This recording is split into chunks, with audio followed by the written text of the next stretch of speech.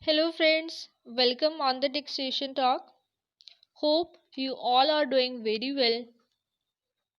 In this video, we are going to discuss what is the consequence of not filing the tax audit report by this 15 January 2021.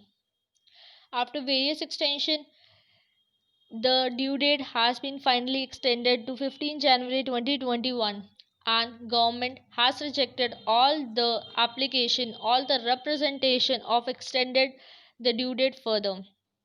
So final due date is 15 January 2021 and if any SAC has not filed this tax audit report under section 44AB by this 15 January, so what will be the consequences? Here we see in this video. There is a section in the Income Tax Act that is 271B.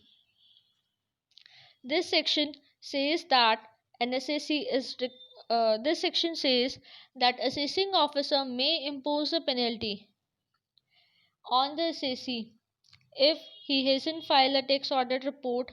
Then the penalty will be 0.5% of the sales turnover or gross receipts or rupees 1,50,000, whichever is lower.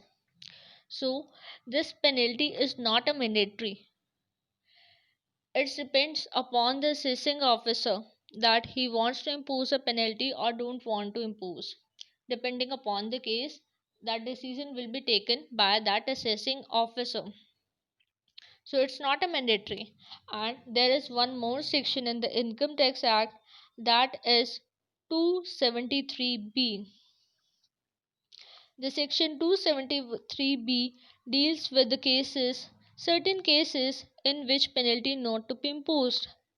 That section says that penalty not to be imposed under section 271B when the assessee shows that he has a reasonable cause of not filing the tax audit report under section 44AB by the due date.